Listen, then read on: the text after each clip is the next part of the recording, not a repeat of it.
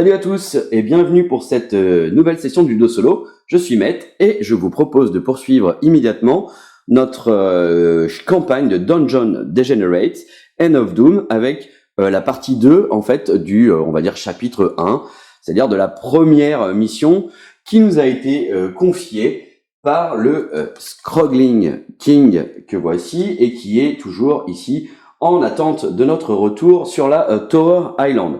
Donc on avait terminé sur une phase de jeu, donc on va pouvoir tout de suite reprendre une nouvelle phase de jeu. Donc je vous rappelle, un tour de jeu c'est découpé en 3 séquences, une map action phase, une danger phase et une encounter phase, une phase de rencontre. Ok, première étape, donc je vous rappelle, il faut tout d'abord choisir si on décide de se placer en position bold, c'est-à-dire plutôt agressif, ou en position cautious, c'est-à-dire prudente. Et là, l'idée, c'est que de toute façon, on doit aller explorer les trois, ou au moins un en tout cas, si on a de la chance dès le début, de tomber sur un événement particulier qui va nous faire battre un monstre. Et une fois qu'on aura battu ce monstre, il faut qu'on revienne ici faire une action de repos auprès du roi pour lui donner le filet ici de chasse et ce fameux monstre que l'on recherche parmi les 3 jetons cachés. Ok. Donc là l'idée de toute façon c'est de revenir rapidement dans ce coin là. Alors rapidement tout est relatif parce que on sait très bien que on ne peut pas traverser d'un seul coup ici de ce lieu là à ce lieu là puisqu'on a un chemin. On est donc obligé de s'arrêter au milieu, donc on va forcément se déplacer ici et je pense qu'on va se mettre en position on va se mettre en position allez, prudent, on sait jamais si on peut peut-être éviter un combat sur ce tour-là, pourquoi pas. Donc je me mets en position prudente. Bon ça termine ma map action phase.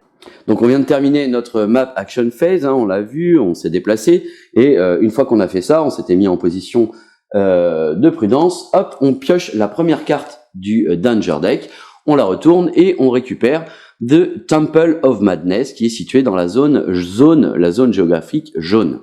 Donc on vient d'augmenter ici The Temple of Madness, ensuite on va poursuivre la lecture de la carte, on doit voir si on est ou non dans une zone métaphysique. Voilà à quoi correspond ce petit icône. On sait qu'on est ici au milieu du chemin dans les wetlands, il n'y a aucun icône particulier, on est donc en extérieur, mais on ne se situe pas dans une zone métaphysique, donc la valeur de danger est de 3, et la valeur de danger à comparer est de 4 dans les étangs pourris. Donc comme cette carte est bien située, la valeur est bien située en dessous de 4, eh bien on va appliquer ce qu'il y a en dessous. Donc on doit d'abord piocher une rencontre verte des wetlands que voici. On la retourne. Bog Wisp. Alors, elle doit être résolue immédiatement. Des lumières éthérées brillent et dansent tout autour des wetlands, tout au-dessus des wetlands. Le groupe peut décider d'ignorer ces lumières ou tenter d'en attraper une. Allez, je suis joueur, je vais essayer d'en attraper une. Ok. Alors oui, j'ai fait celle-ci parce qu'on est en extérieur. Ici, c'est en intérieur. Comme j'ai dit, on est sur un chemin, donc on est en extérieur. Donc pour attraper, chaque aventurier dans le groupe va faire un test d'agilité pour essayer d'attraper Bog Wisp. Je sais pas trop ce que c'est. Si on passe, on gagne une chance et on devient exalté. Si on fail, eh bien on glisse dans la vase et on devient slimmed. Si aucun des aventuriers ne passe le test, on va augmenter le niveau de danger dans notre zone. Ok, on va faire dans l'ordre de perception. Donc il faut faire un test d'agilité. Elle a 8 d'agilité. Hop, elle fait 3. Donc elle réussit son test d'agilité. Donc elle gagne ici une chance, premièrement. Et on a vu qu'elle devenait exaltée. Exaltée, ça correspond à ce jeton. Et ça veut dire qu'elle a plus 1 de magie. Donc elle est désormais à 10 de magie. Et tant qu'elle ne fera pas une action de repos, elle restera exalté. On va faire la même chose pour le Swordsman. Lui aussi, il a 8 d'agilité. Voyons voir ce qu'il obtient. Et il fait 8 pile, donc il réussit brillamment son test d'agilité. Et lui aussi devient exalté. Il récupère plus 1 en magie. Il a 7 de magie. Très bien, donc on n'applique aucun des 2 autres éléments. Et on peut, du coup, retirer cette carte et la défausser. Une fois l'événement réalisé, eh bien, on doit appliquer maintenant la rencontre avec donc on est en phase de rencontre avec les méchants et on tire 2 ennemis. Ok, donc premier ennemi du bestiaire des Wetlands, c'est un Scrolling Hunter. La cible de ce Scrolling Hunter, c'est le personnage qui a le plus d'agilité. On sait qu'ils ont tous les deux 8 d'agilité, donc on peut choisir entre nos 2 personnages qui il va attaquer. Et allez, on va décider de le mettre à notre Witch, très bien. Et le second monstre, il s'agit d'un Swamp Troll, donc un troll des marécages. Alors il va, tant mieux, il va vers le personnage qui a le plus de force. Donc on sait que notre Swordsman a 8 de force. Ok. Ensuite, maintenant qu'on a établi les cibles, on regarde s'ils ont des habilités d'arrivée. Donc c'est dans les cases noires. Il n'y en a pas. Ensuite, on va juste expliquer à quoi correspondent leurs capacités, on va dire, passives.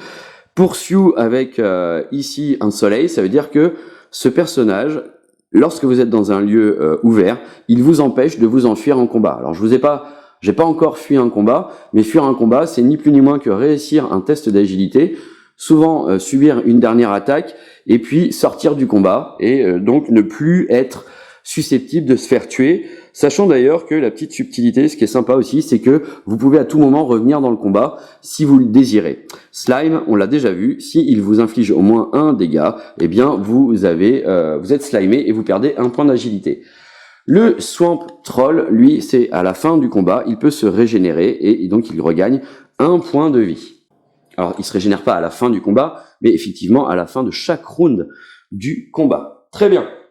Et bien maintenant qu'on a expliqué un peu ça, on va passer au combat à proprement parler. On sait que le premier personnage à combattre, c'est le personnage qui a le plus de perception, et c'est donc ici la Witch qui a 8 de perception. Alors la Witch, qu'est-ce qu'elle décide de faire? Alors déjà en Quick Action, elle décide avant tout de réaliser un test de magie pour éventuellement réussir à placer une malédiction du sang sur le Scrolling Hunter. Elle obtient 5 et 4, 9, donc elle rate et elle ne peut pas le placer. Elle a utilisé sa Quick Action. Maintenant, elle doit choisir, alors j'aurais peut-être même dû le faire avant, et elle va choisir de se mettre en position en garde. Donc, une fois qu'elle a choisi de se mettre en garde, on sait qu'elle va utiliser les dés verts pour se défendre avec le Power Die pour se défendre, et elle va utiliser cette arme pour tirer. Donc elle utilise ses 2 dés pour toucher. Il n'y a pas besoin de faire un test. C'est le principe de cette arme. Pas besoin de faire un test. On lance 2 dés et on inflige des dommages à hauteur d'un seul dé, celui le plus haut, sur la cible. Si c'est un swarm, c'est même la somme des 2 dés. Par contre, on ne peut pas utiliser cette arme sur une target qui serait avec le mot-clé Ghostly, ce qui n'est pas le cas. Ok, donc on y va, on lance. Alors, elle fait en défense, on va regarder ça, tac. En défense, elle fait 4, donc moins que son agilité, et elle peut donc elle réussit à se défendre à hauteur de son dé le plus haut. Donc c'est 3, le dé le plus haut, pour une attaque de 4. Donc elle prend 1 dégât, mais comme il est slime, elle va aussi, du coup, diminuer son agilité de 1. Et ici, son dé le plus haut est 4, donc elle fait 4 dégâts à ce monstre, alors qu'il a encore 1 point de vie. Une fois qu'on a utilisé cette arme, on doit placer un jeton dessus, et tant qu'il y a un jeton dessus, on ne peut pas l'utiliser. Il faut utiliser une action de combat pour retirer, donc en gros recharger cette arme. On va passer la main au Swordsman. Le Swordsman, lui aussi, va se mettre en position de défense, ici. Il décide d'utiliser pour son action de combat un test de perception afin de pouvoir placer cette carte et infliger plus de dégâts au troll. Et il va aussi se défendre, hop, avec un Power Die en plus. Alors, 5 et 4, 9, il rate son jet de perception. Par contre, 6 et 1, 7, il est bien sous son agilité qui est de 8. Et il se protège avec son dé le plus haut qui est 6. Et lui, il a une attaque de 5, donc il ne subit aucun dégât. On arrive à la fin de ce round. S'il avait subi au moins des dégâts, il aurait pu se régénérer à hauteur de 1. Personne ne désire fuir, donc personne s'enfuit, donc lui, on n'applique pas ici pursue. Et est-ce que nos monstres ont changé de cible? Eh bien non, on est toujours sur les mêmes cibles, hein, rien n'a été modifié, donc on entame un nouveau round de combat. Donc c'est de nouveau à notre witch de jouer. Alors ici, DK, c'est pour faire du corroded, mais il n'a pas d'armure, donc on s'en fout. Il va faire alors il va rester en position de garde, ici, hop, position de défendre. Il va faire une quick action qui est de retenter un test de magie 4 et 3, 7, donc qu'il réussit, et donc il va placer cette carte sur ce monstre, et maintenant le monstre, s'il nous inflige des dégâts, il en subit lui-même la moitié. Pour son action de combat, elle va retirer ici ce marqueur, et elle va donc juste lancer ses dés pour se défendre. 5 et 3, 8, elle se défend, elle réussit son test d'agilité. Ah non, elle est à 7 d'agilité, donc elle rate sa défense. Eh oui. Oui, elle rate sa défense. Bon, eh ben elle va subir. Du coup, comme on a raté la défense, par contre qu'on est en garde, on peut utiliser notre dé de power pour limiter les dégâts. Donc il fait une attaque de 4, avec 3 de dé de power, on ne subit qu'un dégât, donc on passe à 2.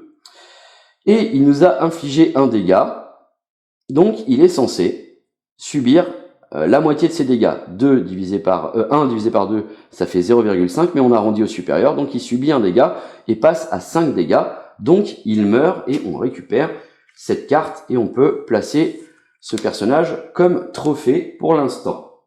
Ok, on passe la main au Swordsman. Bon, le Swordsman, il va retenter un jet de perception tout en restant en mode défensif.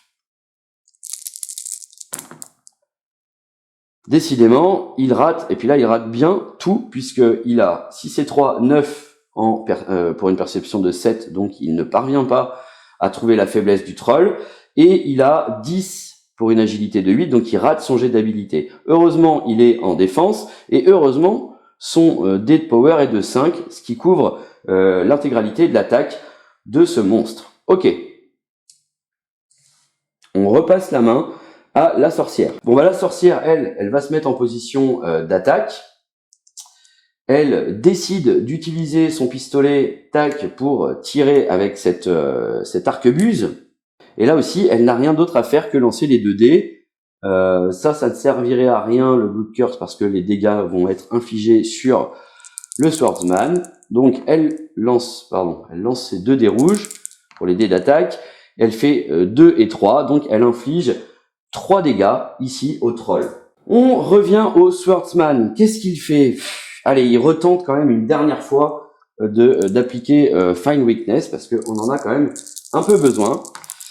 Et il fait enfin 6 et 1, 7. Donc pile sa perception et il trouve la faiblesse au troll. Ça, c'est pour l'attaque. En défense, il fait 10 pour une agilité de 8, donc il rate sa défense. Et il n'a que 3 pour se défendre avec son power die.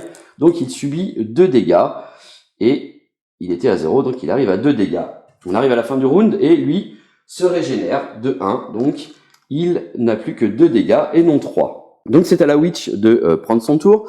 Et qu'est-ce qu'elle va faire? Eh bien, si on regarde ici, dans équipe, en tant que quick action, on peut déséquiper, on va dire, donc un gauntlet, c'est-à-dire des gants, un objet qui serait sur la tête ou des bijoux, et ou équiper un autre à la place. On peut aussi déséquiper une arme à ou 2 mains et en équiper une autre à la place, ou alors on peut charger ou décharger un item de type ammo dans une arme qui en utilise. Ok, donc elle va, d'ailleurs pour info aussi, en tant que quick action, on peut donner un équipement qui déséquipé à un aventurier qui est situé dans sa zone et tant qu'on n'a pas utilisé cette arme. Alors par exemple ici elle l'a utilisé, donc elle peut pas, tant qu'il n'est pas de nouveau réutilisable, elle ne pourrait pas l'échanger. Par contre les 3 équipements qui sont ici, elle peut tout à fait faire une quick action pour passer au Swordsman un de ces éléments. Sauf que elle, ce qu'elle va faire, c'est qu'elle va effectivement prendre une quick action pour déséquiper son arquebuse et équiper à la place son pistolet, qui est une arme à une main. Donc ça c'était une quick action. Elle va passer en position, non, ça on le laisse comme ça, elle va passer en position d'assaut, et donc cette fois, elle décide d'utiliser sa perception pour attaquer, et elle aura un power die en plus, et évidemment, elle va viser le troll. Elle fait 6 et de 8, sa perception est de 8, donc elle touche, et son dé le plus haut est de 6, donc elle fait 6 dégâts, plus 1 dégât, ça fait 7 dégâts, 7 et 2, il est à 9 pour l'instant, donc il est presque mort. Il est à 9 dégâts, le troll. On espère que le Swordsman va pouvoir terminer le combat. Et justement, le Swordsman, eh ben, il se dit quoi? Qu'il va rester en garde ou qu'il va attaquer? Non, il va rester en défense quand même, parce qu'il tape à 5. Mais cette fois, donc, il attaque pour de vrai avec son agilité. Alors, il fait 4 et 2, 6 d'agilité, donc il touche, et il fait 4 de dégâts, donc 9 plus 4, ça fait 13, donc il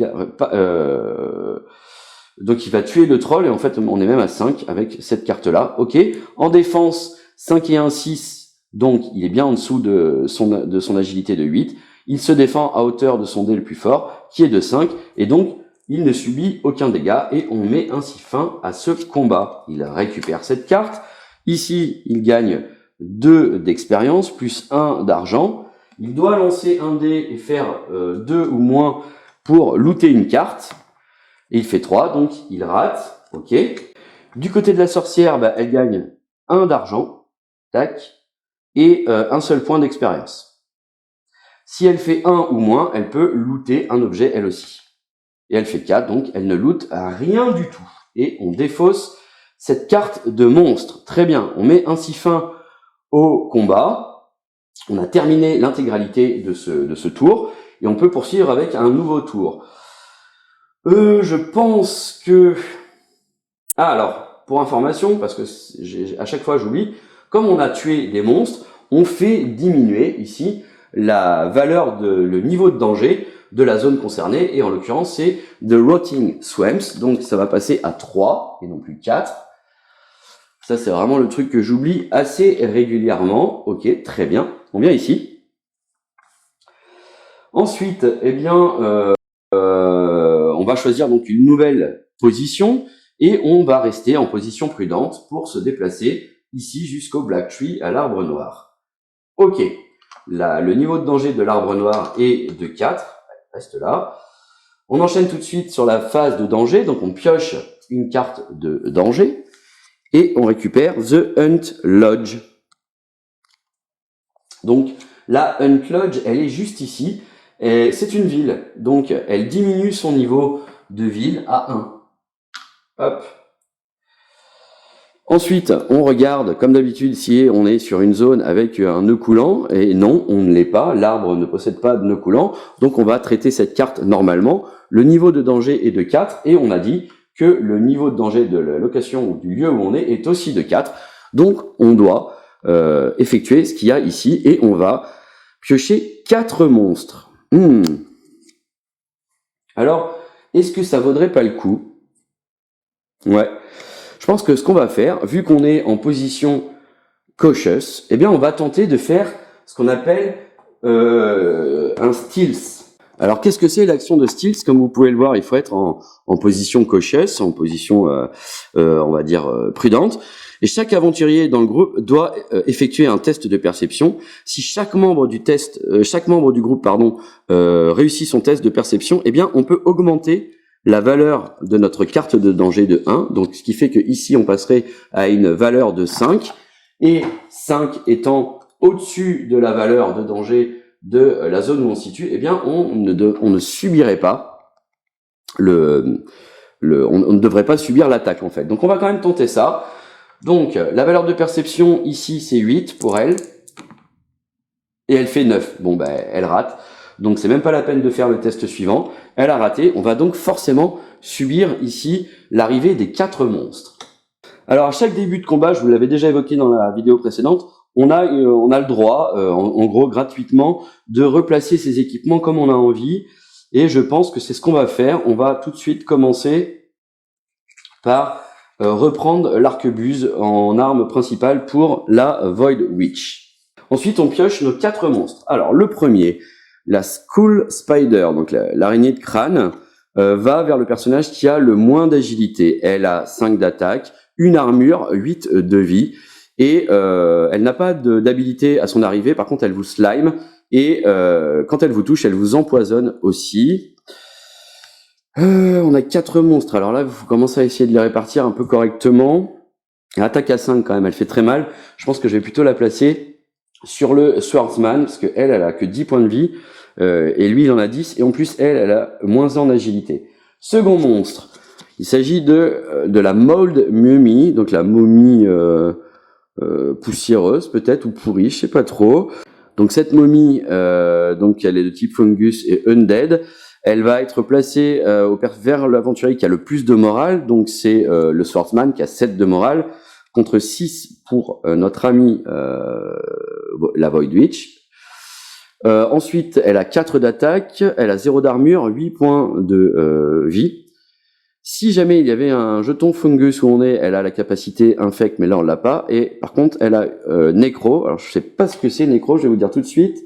Nécro, eh bien, à chaque fois qu'on reçoit au moins un dégât de ce monstre, on perd un point d'expérience. Parce que c'est nécro 1. S'il y avait nécro 3, on perdrait 3 points d'expérience. Donc en fait, elle vous retire des points d'expérience. Ok ? Et elle a une habilité d'arrivée qui est cursed. Et on doit... donc la cible de ce monstre doit effectuer un test de magie. S'il le rate, il perd une chance et devient démoralisé.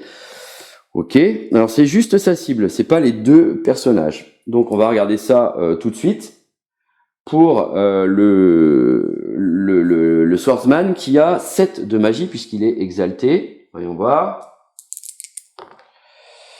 Et il fait 8. Aïe aïe aïe. Donc il perd une chance, il repasse à 1 de chance. Et on a dit qu'il devenait aussi démoralisé. Voilà, donc il perd 1 point de morale jusqu'à ce qu'il se repose. Troisième monstre. Ici, Fishoid Warlock. Donc c'est un feat, Fishoid, hérétique, witch. Alors là, on est sur un monstre qui fait plein de trucs. Il va vers le personnage qui a le moins de magie. Bon bah, ça va être encore le Swordsman. Il a Curse, donc on l'a déjà fait, Curse. Donc on ne resubira pas un Curse. 1 d'armure, 6 points de vie, une attaque à 4. Ok.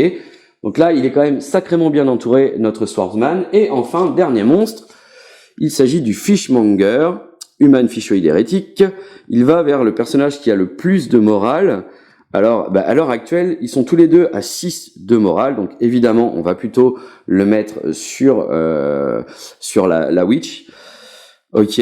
3 d'attaque, 0 d'armure, 4 points de vie. En revanche, il a Summon, donc il n'a pas d'habilité à son arrivée, mais il a Summon. Et Summon, c'est quoi? C'est à la fin du tour, enfin à la fin du premier round, si ce personnage est encore vivant, eh bien on tire une carte du deck en plus. En fait, il va invoquer un autre monstre. Alors on tire une carte du deck de la couleur indiquée, donc là c'est vert, donc on tirerait un monstre vert, mais parfois il y en a qui vont vous faire venir des monstres de la loi ou d'autres decks.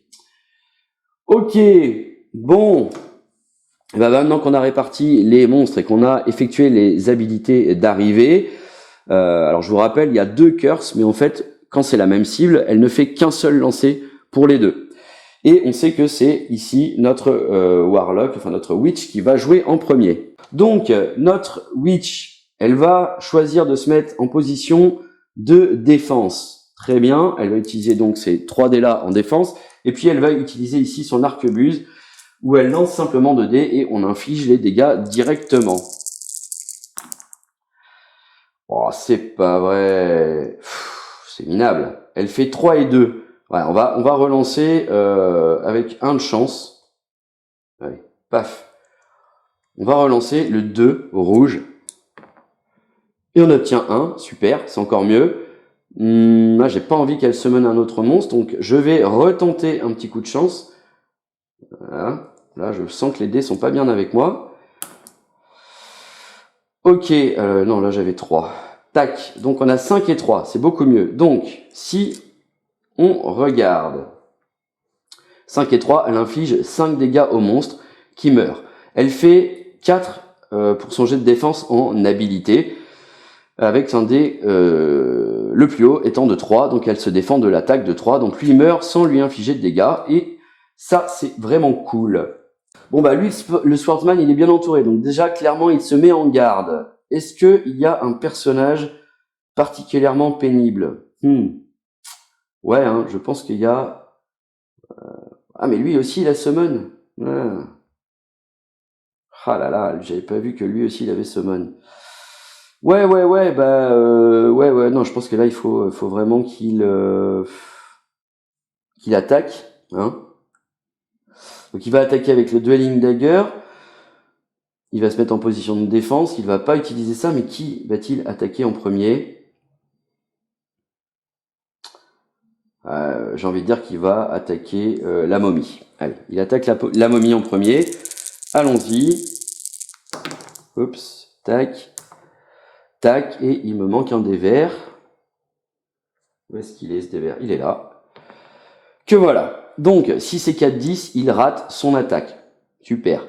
Ensuite, il a 7 en agilité, donc il réussit sa défense à hauteur de son dé le plus haut qui est de 4. Donc là, il bloque l'intégralité de l'attaque du Fishoid Warlock. Elle a 5 d'attaque, donc il subit un dégât, mais elle a Venom, donc il devient empoisonné. Tac.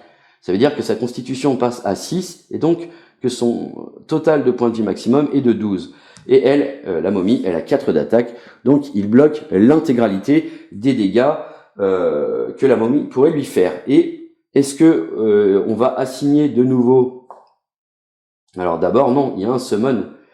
Et lui, il est encore vivant, donc il appelle un nouveau monstre dans la zone. Un monstre vert. Il s'agit du Shelled Scrogworm. Alors, il va vers celui qui a le moins de magie, encore une fois, où il a 2 d'armure et 2 points de vie. Bon, il attaque qu'à 3. Donc c'est aussi, encore et toujours, pour le Swordsman. Et bien ici, elle va faire une quick action qui va être, hop, là encore, d'intervertir, tac, les 2 armes, premièrement. Et deuxièmement, en tant qu'action de combat, elle va ici utiliser Decay. Donc elle va choisir une cible et faire un test de magie. Et elle va choisir ici la Skull Spider, qui a 1 d'armure. Pourquoi? Parce que si elle réussit son test de magie, et que son dé le plus haut est plus grand que la valeur d'expérience du monstre, donc qui est de 2, donc il faut que son dé soit au moins de 3, à ce moment-là, il perd son armure en étant corroded. Donc, allez, on fait ce test de magie. Donc elle a 10 de magie, 9 plus 1 parce qu'elle est exaltée. Et elle fait 7, ok. Son plus haut dé, c'est 4, donc elle corrode ici l'armure du Spider qui n'a plus que, qui a désormais 0 d'armure. Par contre, c'est vrai qu'elle n'a pas attaqué, elle a fait une action de combat. Alors, il aurait fallu d'ailleurs pour que je me mette en mode assaut, voilà, ce qui était chose faite. De toute façon, elle se faisait pas attaquer. Donc j'avais aucun intérêt de me mettre en mode défense. Ok, bon. Alors elle réfléchissait aussi à pouvoir potentiellement utiliser le filet de chasse, sauf que ça marche que sur les monstres qui ont une valeur d'XP de 1, et là tous les monstres ont... Ah non, il y a celui-ci qui a pas une valeur d'XP de 2. Tous les autres sont à 2, et en fait il deviendrait dazed, donc ça diminue son attaque par 2, donc ça fait qu'au lieu d'attaquer à 3, il attaque à 2. Et pour tout le reste, ça change pas grand-chose. Donc, est-ce qu'on va perdre du temps à ça? Non, je ne pense pas. Après, on va attaquer pleine bourre. Ok, c'est au Swordsman. Le Swordsman, il reste en position de défense. Et il décide d'attaquer... il va attaquer, maintenant qu'il a plus d'armure, il va attaquer l'araignée. Allons-y. Donc, 4 et 2, 6. Il touche à hauteur de 4 l'araignée qui prend 4 dégâts sur 8. En termes de défense, en termes de défense, il a réussi son test d'habilité, son test de défense. Par contre, il n'a que 3 comme dé le plus haut, et donc ça veut dire qu'il doit prendre 1, 2, 3, 4 dégâts et perdre un point d'expérience. Son counter, là, c'est pas fou quand même, hein. En fait, son counter, c'est à chaque fois qu'on fait un 6 sur le power die en défense, on inflige un piercing damage à un monstre qui nous cible. Sauf que... qu'est-ce que c'est en mastery? C'est déjà mieux en fait. En mastery, c'est s'il y a plus d'un monstre qui nous cible, on peut lancer un dé de défense, un dé de power, pardon, supplémentaire. Et pour chaque 6, on peut infliger un dégât à un monstre, un dégât piercing. Ouais, ça vaudrait peut-être le coup de passer au niveau au-dessus dès que possible. Et là aussi, ça vaudrait le coup parce que Find Weakness deviendrait une quick action, donc je perdrais pas une action d'attaque. Donc, je vais utiliser ma chance et je vais relancer un dé vert en défense et j'obtiens 4. Bon, donc c'est toujours un peu mieux. Je vais me défendre de 4. Donc là, il me touche pas, il me touche pas. Elle me fait un dégât. Je suis déjà empoisonné, donc elle peut pas m'empoisonner. Et là, elle ne me touche pas, donc je ne perds pas de points d'XP. Ça met fin au round en cours. Il n'y a pas d'élément particulier en fin de round, donc on repasse la main. Il n'y a surtout pas de changement en termes d'établissement de cible pour les monstres. Donc on repasse la main ici à la sorcière. La sorcière, comme d'habitude, elle reste en assaut. Elle va utiliser son pistolet, donc avec sa perception, pour attaquer. Et elle va attaquer... elle va attaquer l'araignée. Hein. Il faut bien la terminer. Quoique, non, elle va attaquer lui parce que son pistolet, il évite 1 d'armure et que lui, il a 1 d'armure. Allons-y. Si c'est 3-9 pour une perception de 8, c'est raté, donc elle ne touche pas. On repasse la main à notre ami le Swordsman, qui effectivement se sent bien seul. Lui, il change pas, hein, il reste en garde, il utilise toujours ici le Dueling Dagger. Tiens, d'ailleurs, en fait, quand j'ai utilisé le Dueling, quand j'ai utilisé le reroll avec la luck, j'ajoute 1 à la valeur reroll. Donc au lieu d'avoir 4, j'avais 5, donc je ne subissais pas ce dégât en trop. Ça me va, je prends. Allez, on change pas. Et lui, il attaque l'araignée. Oh là là, au secours. Il touche, hein, il touche à hauteur de 2 et il fait 2 dégâts à l'araignée qui passe à 6 dégâts, donc c'est pas fou. Et il rate sa défense et il a 3 pour se défendre. Il a plus de points de chance, donc il peut pas relancer. 3 pour se défendre, lui il touche pas. Là il prend 1 dégât, là il prend 2 dégâts, et là il prend 1 dégât. Donc ça fait que il prend, j'ai dit quoi, 1, 2, 3, 4 dégâts. Il était à 3, il passe à 7 de dégâts. Mais comme la momie, elle a nécro et qu'elle lui a infligé 1 dégât, eh bien il perd 1 point d'expérience. Aucun changement, donc on revient à notre ami la Void Witch, qui décide de tenter la même chose de nouveau sur le Warlock. Oh là là, et elle fait 12. Alors 12, ça veut dire quoi quand on regarde la carte? Eh bien que on peut pas utiliser cette arme encore une fois durant le combat. Donc c'est vraiment gros craquage. Donc gros craquage quoi.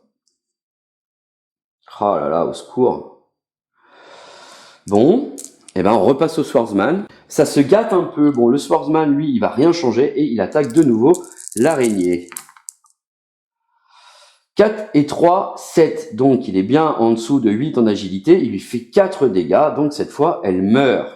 Là, on est débarrassé de cette araignée. Ok, par contre, en termes de défense, il a que 3 pour se défendre. Donc, il fait 1, 2, 3, 4. Il reprend 4 dégâts. Donc, il était à 7. Il passe à 11 et il ne lui reste plus qu'un seul et unique point de vie. Alors, qu'est-ce qui se passe quand un personnage est défait? C'est-à-dire quand il est défait, c'est-à-dire que il a autant de dégâts que ses points de vie. Il est éjecté du combat, d'accord? Si jamais l'autre personnage s'enfuit ou perd le combat, tout simplement, eh bien, il meurt. En revanche, si l'autre personnage gagne le combat, à ce moment-là, il est obligé de faire une action de repos au tour d'après. Et s'il parvient à regagner au moins un point de vie, c'est-à-dire à descendre ses dégâts, il va survivre. Par contre, si pour une raison ou pour une autre, à la fin de la phase d'action de map action, il a encore 0 point de vie en fait, ou du moins il est à son maximum de dégâts, eh bien il meurt et il est éliminé de la partie. Et ça peut arriver, comme je vous l'ai expliqué, lorsque vous êtes sur des zones périlleuses comme ça, eh bien vous ne pouvez pas l'action de recover lorsque vous faites une action de repos ne vous redonne pas des points de vie. Alors après, il y a des items qui peuvent vous redonner des points de vie et vous sauver la mise. Mais là, pour l'instant, c'est pas le cas. Bon, qu'est-ce qu'on fait? Est-ce qu'il s'enfuit ou est-ce qu'on ne s'enfuit pas? Bon, déjà, elle est morte et elle a été tuée par le Swordsman. Donc, il ne nous reste plus que 3 monstres. Bon, de toute façon, il n'y a aucun changement dans l'établissement des cibles, donc c'est à notre amie la sorcière de jouer.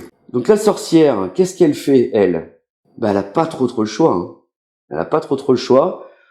En tant que quick action, elle va déséquiper le pistolet qu'elle ne peut pas utiliser jusqu'à la fin de ce combat, et elle va le remplacer par... ouais, elle va le remplacer par... ouais, si elle va remplacer par le dagger enfin la dague sacrificielle. Bon, elle reste en assaut, donc elle décide d'attaquer et elle va attaquer la momie qui n'a pas d'armure. Elle est là. Donc elle attaque avec son agilité, elle a 8 en agilité. Et si c'est un 7, donc elle touche et elle inflige 6 dégâts à la momie. Bon, c'est pas mal. Alors le couteau nous dit que quand on est en position d'attaque et qu'on tue un monstre, à moins qu'il soit de type construct undead, bon elle c'est undead, et qu'on le tue, on regagne, enfin on se soigne de 1. Ok. Bon, on passe la main à notre Swordsman. Donc le Swordsman, qu'est-ce qu'il décide de faire? Est-ce qu'il a envie de s'enfuir? Non, il n'a pas envie de s'enfuir. Il va rester comme ça, il va se défendre, il va attaquer la momie avec son Dueling Dagger. Il utilise toujours son agilité. Allons-y. Ah, alors, déjà, en termes de défense, il réussit son jet d'agilité, enfin son test d'agilité, puisque il a 8 d'agilité, il a 6 en Power Die, donc ça fait 2 choses, c'est qu'il se protège intégralement de tous les dégâts, et surtout, il peut infliger ici un piercing damage, et il va l'infliger à cette bestiole-là.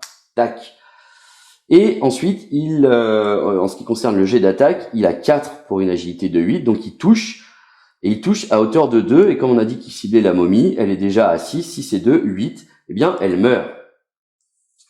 Ok. Bon, est-ce qu'on va s'en sortir? On repasse la main ici à la Void Witch, et elle, ce qu'elle va faire, elle va utiliser ici Decay pour cibler un monstre. Elle fait un test de magie, si elle le passe, elle lui enlève toute son armure. Donc elle ne va faire que ça. 5 et 1, 6 pour une magie de 10. Donc effectivement, ça fonctionne.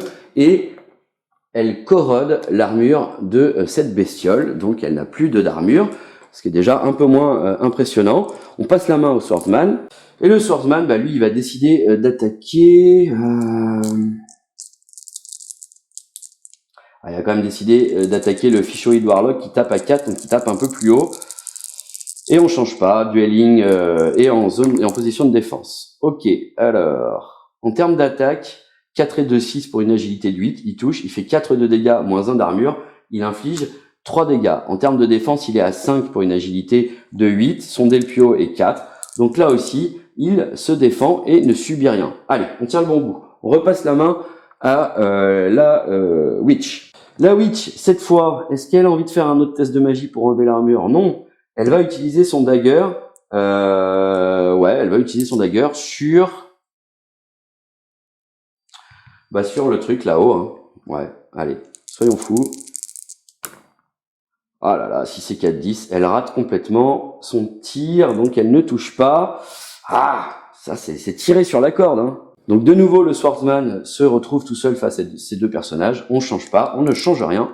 On relance les dés comme d'habitude. Alors, il ciblait toujours le Fishoid Warlock, pardon. Donc 4 et 2, il touche à hauteur de 2, 4, moins 1, ça fait 3. 3 et 3, 6. Ce personnage meurt. En termes de défense, il est à 4, avec un dé le plus haut à 4. Donc, il se protège des 2 actions. Et là aussi, on fait le ménage. Tant mieux. Il ne nous reste plus que ce monstre. Eh bien, c'est à la Void Witch de jouer. Est-ce qu'elle va réussir quelque chose? Elle attaque toujours avec son dagger. Toujours le monstre là-bas, en position d'assaut. 3 et 2, 5 pour une agilité de 8. Elle touche, par contre elle fait 5 dégâts. Donc 5 et 1, 6. Ce personnage meurt et ça met ainsi fin au combat. Et tant mieux. Alors, justement, on va tout d'abord regarder quels sont les gains. Donc elle gagne 2 d'argent et 2 d'XP. 2 d'XP, elle arrive à 5. 2 d'argent, elle arrive à 12. Si elle fait 2 ou moins, elle peut looter. Elle fait 6, donc elle ne loot absolument rien. Elle n'aura pas fait un combat assez hallucinant quand même. Hein. Elle n'aura pas été très douée là sur ce combat-là. Le Swordsman qui revient d'extrêmement loin. Alors, il gagne combien d'expérience? 2 plus 2 plus 2, donc 6 d'expérience. Ça fait du bien. Il passe à 12 d'expérience. Et ça tombe bien, il en avait besoin. Ensuite, il gagne 3 d'argent. Ok. Donc il passe à 7. Et comme il y a 6 d'expérience et qu'on a un D6, d'accord? Donc il fera forcément 6 ou moins. Donc du coup, il va forcément looter quelque chose, un objet. Donc il tire une carte du deck et il obtient le Soothsayer's Head. Donc c'est une relique. Ça veut dire que c'est un objet unique. Il peut y en avoir qu'un seul dans le jeu. Alors il faut 7 de magie ou être puritain. Alors pour l'instant, il a 7 de magie puisqu'il est exalté, mais par contre, il n'est pas puritain. Donc, tant qu'il a 7 de magie, il peut équiper cette carte.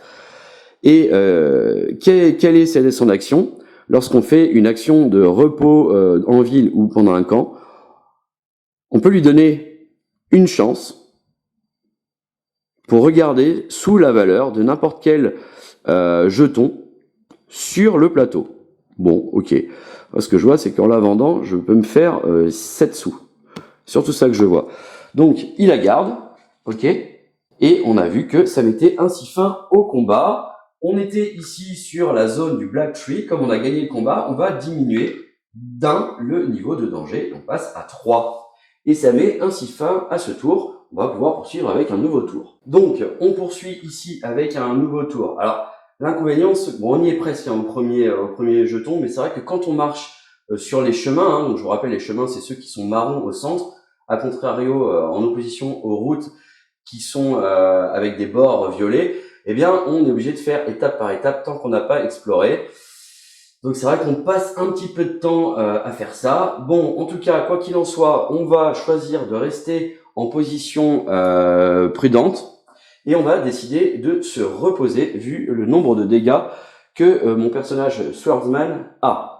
Donc, début de la phase de repos, eh bien, il doit effectuer un test de morale, donc il a que 6 de morale. Et il fait 8, donc il va récupérer seulement 3 points de vie, c'est quand même assez problématique, donc il revient à 8 de points de vie, ok. En tout cas, il va ici dépenser... Ouais, alors lequel je fais en premier? Il lui reste pas... Non, je pense qu'on va quand même faire Find Weakness. Donc il va dépenser 8 points... Ah putain, ça coûte cher là. Ça coûte cher ça, ouais, bah non, il va faire ça en premier. Hein. Il a 12, donc il revient à 2 points d'expérience pour devenir un maître dans la compétence Counter. Donc désormais, s'il est ciblé par plus d'un monstre, il peut lancer un dé de puissance additionnel. Ok, on verra si ce sera utile. Après, il faudra vraiment que je fasse aussi celui-ci. Donc il a terminé, il n'est plus empoisonné et il n'est plus démoralisé. Donc ça c'est la bonne nouvelle puisque désormais il revient à 14 points de vie maximal. On enlève donc le poison. Ok, est-ce qu'il a envie de faire autre chose? On n'est pas dans une ville, donc il ne peut pas investir et il n'y a pas de drapeau, donc il ne peut pas investir. Et donc il ne peut rien acheter, donc on passe la main à la sorcière. Donc la sorcière, elle, alors donc on a dit qu'on est en phase de map, donc elle peut réorganiser ses items comme elle le désire. Celui-ci est rechargé. Même chose, elle fait un test de morale.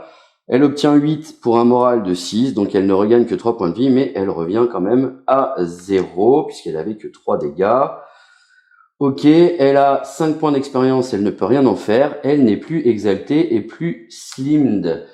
D'ailleurs, lui non plus, le swordsman, il n'est plus exalté, donc je vais lui enlever ça. Et elle, ce qu'elle va faire, elle va quand même tenter d'explorer le coin, donc elle fait un test de perception. Elle a 6 et de 8, et pour une perception de 8, donc elle peut explorer cette zone. Bon, je sais pas si ça sera très utile, j'aurais préféré être au milieu du chemin, mais c'est comme ça. Ensuite, eh bien, on pioche une carte danger, malgré tout. Donc, on pioche celle-ci. C'est The Fields qui doivent avoir leur valeur de danger augmentée. Et les fields, ça se situe ici. Donc, on passe de 2 à 3 en niveau de danger. Voici. Ensuite, eh bien, le niveau de danger à l'extérieur, et on est bien à l'extérieur, puisque c'est le symbole qu'il y a au niveau du Black Tree. Il est de 2. Ok. Donc même si je tente d'échapper, je peux augmenter la carte à 3. Et comme c'est 3, eh ben, on n'a quand même pas le choix. On doit résoudre ça. Donc, on va piocher une carte rencontre. Bon, allons-y. La carte rencontre, est-ce qu'on est dans un endroit sans fungus? Oui, c'est le cas. Donc, fungal infestation. On va la résoudre immédiatement. Donc la surface de chaque plante et de chaque branche d'arbre ici est enveloppée d'une étrange matière grandissante. Une sorte de texture spongieuse couvre le sol et de légers spores volent dans l'air. On va placer un jeton fungus sur cet espace et chaque aventurier sur cet espace doit faire un test de constitution. S'il le rate, il devient slimed. Après avoir résolu cette rencontre, on doit la remélanger dans le tas des rencontres du Wetlands. Donc voilà, c'est ce que je disais précédemment. Eh bien, ici, on prend un jeton fungus que l'on va placer au niveau du Black Tree. Ok, donc je remélange dans le tas de rencontres des Wetlands cette carte. Ok. Une fois que c'est remélangé, je range ça et on doit faire un test de constitution. Donc elle a 5 de constitution et elle fait 10. Bon, donc ça c'était quasi sûr. Elle est donc slimed et perd 1 d'agilité. De son côté, lui, il a 7 de constitution. Voyons voir. Et il obtient 5, donc lui, il ne devient pas slimed et ça met fin à cet événement. En revanche, on doit désormais continuer et on va piocher 3 ennemis comme nous l'indique cette carte danger. Donc le premier ennemi que voici, Scrolling Sentry, il va vers le personnage qui a le plus de force. Il n'a pas d'habilité d'arriver. Par contre, il a Taunt et Taunt, ça nous dit que si on est ciblé par ce monstre, eh bien, on ne peut pas cibler un autre monstre que lui tant qu'il est vivant. Donc, il vient là. Deuxième monstre. Le Bullscrog Crocker. Alors, lui, il va vers le personnage qui a le plus d'agilité. Cette fois, je pense qu'on va le mettre sur la Void Witch, hein, à mon avis. Et il a Summon, mais il a 10 points de vie, donc il risque d'appeler un nouveau personnage, malheureusement. Et le troisième monstre, il s'agit du Lake Lurker. Il va vers celui qui a le moins de force. Donc, si on est sur une zone avec un lake port, ce qui n'est pas le cas, hein, puisque les lake ports, c'est vraiment les ancres penchées. Donc là, au niveau de l'arbre, il n'y en a pas. Il aurait eu ambush. Ce n'est pas le cas. Et pareil, s'il était au niveau d'un lake port, eh bien, il se régénérait. Donc, il a 1 d'armure, 8 de vie, 4 d'attaque, et il va vers le personnage qui a le moins de force. Donc, cette fois, c'est elle qui est un petit peu plus en difficulté. Bon, et justement, c'est à elle de jouer. Clairement, là, elle va se mettre en position de défense. En tant que quick action, elle va utiliser ici, elle va d'abord effectuer un test de magie pour savoir si elle peut placer cette carte sur le monstre. Et donc, à chaque fois qu'il lui ferait des dégâts, il en subit la moitié. Elle fait 9, donc elle rate. Ah, et c'est ballot. Bon, voilà pour sa quick action. Ensuite, donc, elle va se défendre, sachant qu'elle a une agilité de 7. Et elle va utiliser son arquebuse pour tirer. Et elle va tirer sur... Ouais, elle va tirer sur le Bullscrog. Bon, je pense qu'elle pourra... c'est sûr, elle ne pourra pas le tuer. Parce que c'est pas un swarm. Allons-y. Donc 5 et 3, 8, elle lui fait 5 dégâts, ce qui est quand même pas négligeable. C'est un beau shoot, presque parfait. Elle lui a enlevé la moitié de ses points de vie. Elle fait 7 en défense, donc elle fait un test de 7 d'agilité. Elle a 7, donc elle réussit. Et elle peut se défendre à hauteur de 4. Lui, il fait 4 et lui, il fait 5. Donc, elle subit un dégât. Voilà donc pour le round de la Witch. On va passer au Swordsman. Évidemment, là, j'ai payé le master, mais il a qu'un monstre, donc il ne lancera qu'un power die. Il va rester en garde et ouais, il va attaquer ce monstre-là, évidemment. Allons-y. Donc 2 et 2, 4 pour une agilité de 8, il touche à hauteur de 2. Donc il fait 2 dégâts à ce monstre. Ok. En termes de défense, il fait 7 pour 8 avec un 5 pour se défendre. Pour une attaque de 4, il ne subit aucun dégât. Donc fin du tour, il a la compétence Summon. Donc en fait, il invoque un monstre vert et on tire la dernière carte du deck des Wetland Monsters. Ça veut dire que après, tous les monstres qui ont été joués vont être remélangés et au début de la partie, j'ai mis de côté 3 monstres qui ont un niveau 3, donc c'est les plus puissants de ce deck, et donc ils vont être ajoutés au monstre du Wetland. Donc, quel est ce nouveau monstre? Il vient du Fishoid Thug. Il va vers le personnage qui a le plus de morale, donc il va aller vers le Swordsman. Alors, il a Horde, Fishoid, bah oui, des Fishoids on en a partout, donc en fait il a une attaque de 5 avec 5 de vie. Ok. Il vient donc devant le Swordsman. C'est à la Witch de jouer, comme d'habitude. Alors, elle a tiré avec son arquebuse ici. Ouais, on n'a pas trop le choix. Elle va faire une quick action. Elle va déséquiper cette arme et récupérer son pistolet pour pouvoir attaquer. Ensuite, elle reste en position de défense et elle utilise son pistolet pour tirer sur le Bullscrog.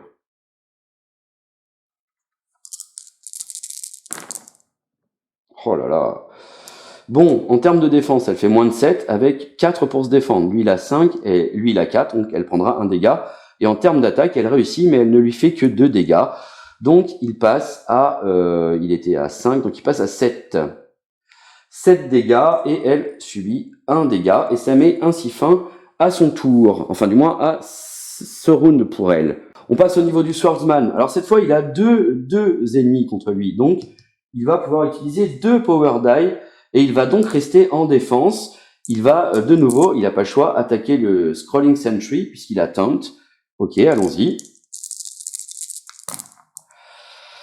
Alors, en termes d'attaque, il fait 8 pour une agilité de 8, donc il lui inflige bien 2 dégâts. En termes de défense, il fait 3, donc il est en dessous de son agilité. Il réussit donc à se défendre et il peut utiliser son dé le plus haut qui est de 5, donc il ne subit aucun dégât et élimine ainsi ce premier ennemi. Bon, il s'en sort plutôt bien. Est-ce que ça change? Est-ce que l'établissement des cibles doit changer? Non. Est-ce qu'il y a un pouvoir particulier? Non. Donc on revient à la Witch. Donc la Witch, elle va choisir cette Quick Action. Elle va essayer de passer un test de magie. Donc elle a 9. Elle fait 4, donc elle réussit. Hop, elle lui met à lui ça. Donc si elle lui inflige des dégâts, il en prend la moitié. Ça, c'était une Quick Action. Elle ne peut pas utiliser d'autres quick action, donc elle va utiliser une action et elle va attaquer avec son arme sur le Bullscrog, toujours. Donc 4 et 1, 5, elle le touche, et elle le touche à hauteur de 4. Donc il est à 6, 6 et 4, il est à 7, 7 et 4, 11, il va mourir. En termes de défense, par contre, elle fait 8 et elle est à 7, donc elle rate sa défense. Et elle ne peut se défendre qu'avec son Power Die. Donc elle se défend de 2 ici. 1, 2. Et subit 4 dégâts de sa part. Donc elle passe à 8 dégâts. Comme elle lui a infligé 4 dégâts, lui-même en subit 2 grâce à cette action. Ok, bon. Lui, on a dit qu'il était mort. Ça, c'est aussi un soulagement. On passe au Swordsman, il ne lui reste plus que ce personnage. Il va rester dans cette position, donc par contre il n'a plus qu'un seul dé pour se défendre. Il attaque, il attaque toujours avec son Dueling Dagger. Allons-y. 5 et 3, 8 pour une agilité de 8. Il touche et il fait 5 de dégâts, donc il va mourir. En termes de défense, il a 8 aussi, et il a 6 pour se défendre. Il aurait même pu faire un dégât grâce à Counter. Mais donc, il ne subit aucun dégât et tue ce monstre. Tant mieux. De l'autre côté, la Witch, qu'est-ce qu'elle va faire, la Witch? Bah, elle va utiliser son pistolet, hein, tout simplement. Rien de mieux à faire. Donc, elle utilise son pistolet. 4 et 4, 8. Elle a 8 en perception, donc elle le touche à hauteur de 4. Ok. Ici, ça sera les dés de défense. À hauteur de 4, il a 1 d'armure, mais son arme perce une armure, donc elle lui fait 4 dégâts et il passe à 6 dégâts. Ok. En termes de défense, elle fait 4, donc elle arrive à se défendre, puisqu'elle a une agilité de 7 à l'heure actuelle, et son dé le plus haut, puisqu'elle est en position de garde, ça peut être le Power Die, et c'est 4, donc elle ne subit aucun dégât. On peut donc passer la main au Swordsman. Le Swordsman, bah lui, il a plus d'ennemis, puisque le Lake Lurker, il est donné, il fait face à la Void Witch. Donc cette fois, il va passer en mode assaut, et il ne va pas chercher à se défendre plus que ça. Et il va attaquer donc le Lake Lurker. Allons-y. Oh là là, voilà, c'est un échec total, il fait 12. On peut pas faire pire, donc il rate complètement cette attaque et ça met fin au round. On fait un nouveau round. Il n'y a pas d'effet de fin de round, il n'y a pas de changement de cible, donc on revient à la Void Witch. Bon, bah la Void Witch, elle va essayer de se débarrasser de lui, mais elle va quand même rester prudente parce que elle est quand même à 2 points de la mort. Donc qu'est-ce qu'elle fait? Eh ben, elle attaque avec son arme ici. Et elle attaque le Lake Lurker. Hop. Donc, 5 et 2, 7, elle se défend, et elle se défend du mieux qu'elle peut, puisque avec son Power Die, elle arrête 6 dégâts, donc elle ne subit aucun dégât. Bon, cette carte, elle est sur lui. Ensuite, elle a 6 et 2, 8 pour une perception de 8, donc elle touche, elle fait 6 dégâts, et on sait que son arme ignore une armure, donc il est mort. Et elle met ainsi fin à ce combat, et c'est pas plus mal. Ouais, j'étais où? Ben, j'étais sur l'arbre en fait, c'est bien le problème. Donc je viens de me reposer et en me reposant, j'ai inversé quasiment la problématique. Bon, bref, ici, alors, on a 3 d'expérience et 3 d'argent. Donc on passe à 8 d'expérience et 15 d'argent. Si on fait 3 avec un dé, on peut avoir un loot. Pouah, elle fait 6. Décidément, les dés n'ont pas envie. De l'autre côté, eh bien, de l'autre côté, lui, il va gagner 2 d'argent et 2 d'expérience. Donc, il passe à 4 et 9. S'il fait 2, il peut avoir un loot. Et il fait 1. Donc, effectivement, lui, il va gagner un loot. En espérant que ça soit pas un combat. Et non, c'est le Fungal Parasite. Alors, là, c'est loot only. Donc, quand vous achetez, quand vous piochez des cartes dans une ville pour acheter des objets, cette carte-là, vous la défaussez. Ok. Oh là là, au secours. Donc, bah, il a chopé un parasite. Hein. Alors, en même temps, ça va bien avec le thème puisque on vient de faire apparaître des spores. Donc, il a ici une maladie. Cette maladie diminue sa constitution de 1. Donc, en fait, on va quand même le matérialisé par ça. Donc désormais il a 12 de vie maximum. Par contre il a +1 en magie et on va le matérialiser par ça. Donc on va les mettre de côté parce qu'on sait qu'on ne peut pas les enlever en se reposant. Et justement la carte nous dit que si on va à Brutelbourg ou de Holy Order, donc c'est une zone bleue sur la map, dans les deux cas, on peut payer 10 d'argent pour défausser cette carte, puis on prendra un D6 de piercing damage, et puis on deviendra empoisonné. C'est sans fin. Ok. Bon, eh ben c'est pas fou, c'est pas fou. On vient de terminer cette rencontre, mais on est limite plus exsangue après s'être reposé que avant. Donc là, concrètement, c'est relativement risqué de prendre la route dans cet état-là. Donc ça veut dire, encore une fois, que je vais devoir me reposer. Donc je décide de rester en position prudente et je décide de faire des actions de repos ici. Lui, il commence. Il va faire un test de morale. Et il fait 6, donc il récupère, il enlève 7 de dégâts, puisqu'il a 7 de morale, et il revient à 1 point de dégâts. C'est quand même vachement mieux. Il fait rien d'autre, puisque de toute façon, il n'a rien d'autre à faire. De son côté, elle, qu'est-ce qu'elle décide de faire? Je pense qu'elle va s'équiper, du filet. Et ouais, elle va s'équiper du filet pour l'instant. Et c'est tout. Donc elle fait un test de morale. Hop. Et oh là là, elle fait 12. Donc son moral est de 6. Elle récupère que la moitié. Donc 3 de dégâts. Elle a 8 ici. Elle a 8 ici. Et là, ça coûte 8 pour devenir un master de pour masteriser la compétence Decay. Qu'est-ce que ça nous apporte? Ça nous apporte que la cible devient corroded et elle prend des dégâts, des dommages égaux à notre dé le plus bas. Et on inflige des dégâts égaux à notre dé le plus haut si c'est une construction. Alors on récupère Blood Curse. Est-ce que ça vaut le coup? Est-ce que ça vaut le coup? Ou est-ce qu'on n'aurait pas quelque chose de plus avantageux pour elle? Non, on va dépenser ces 8 points ici et on va masteriser la classe de Decay. On verra si c'est un bon choix. Bon, ok, et elle non plus, elle ne fait rien de plus. Par contre, elle retire aussi ce jeton Slide.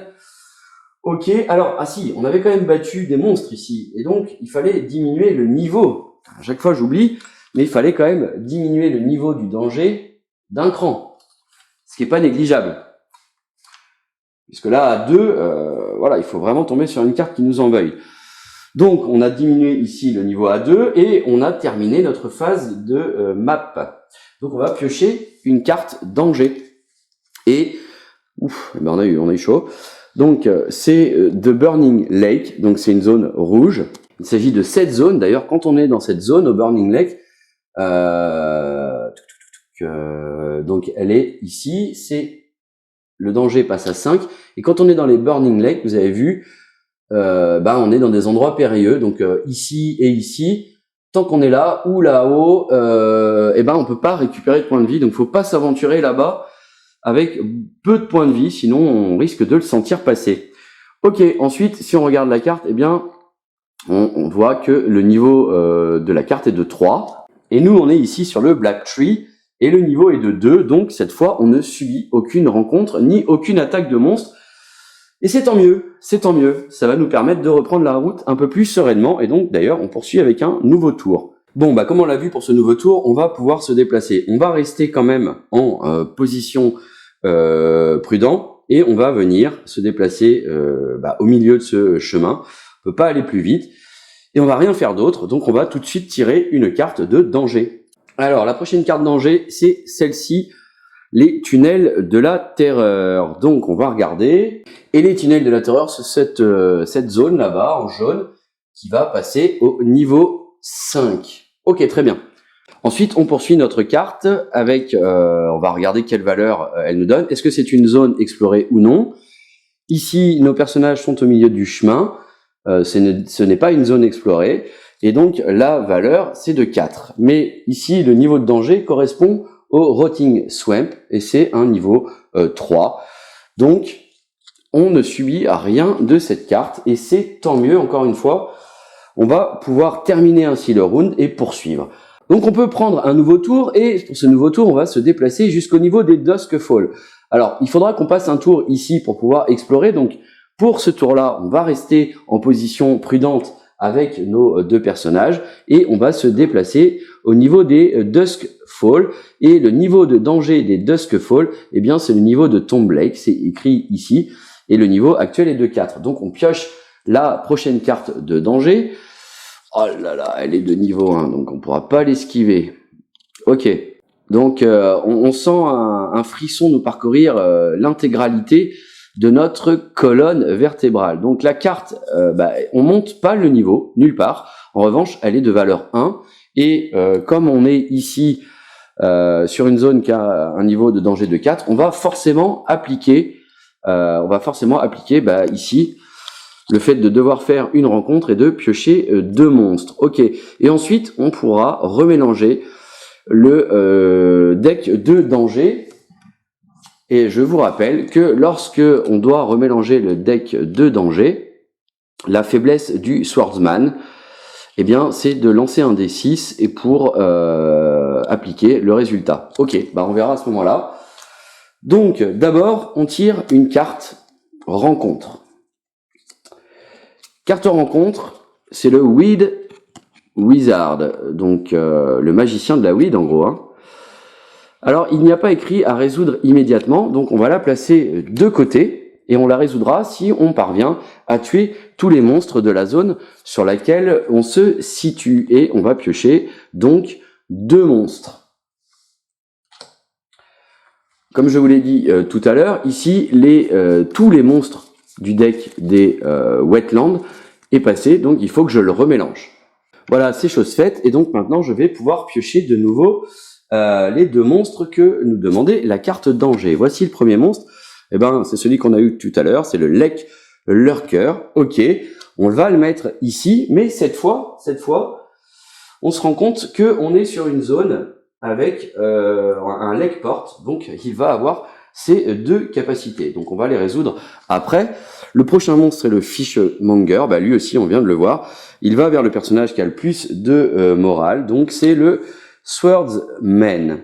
Ok, alors on réalise ici l'action d'ambush, et quand il y a ambush, eh bien tous nos personnages doivent effectuer un test de perception. S'ils le ratent, ils deviennent stunned jusqu'à la fin de leur premier tour.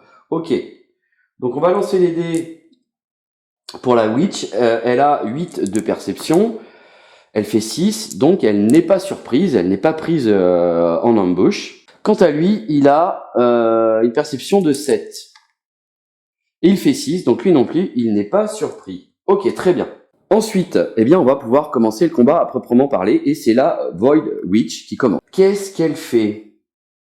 Bon, classiquement, en Quick Action, elle va essayer de lui infliger le Blood Curse. Donc, elle fait un test de magie, elle a 9 de magie. Elle fait 6, donc elle place cette carte sur lui. Donc, s'il lui inflige des dégâts, on sait qu'il en subit la moitié. Voilà pour la première des choses. Ensuite, elle va rester en garde et elle décide d'attaquer avec son pistolet le Lek Lurker.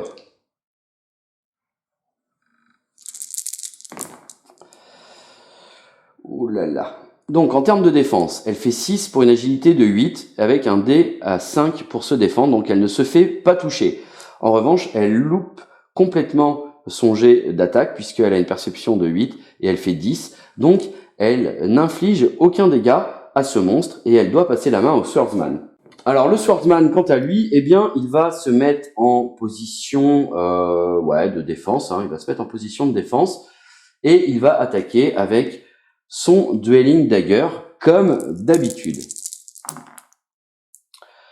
Alors il fait 9 en défense, donc il rate, mais comme il a mis la position de défense, il peut utiliser son Power Die pour se défendre sur un monstre, en l'occurrence celui-ci, qui attaque à 3, donc il ne subit rien.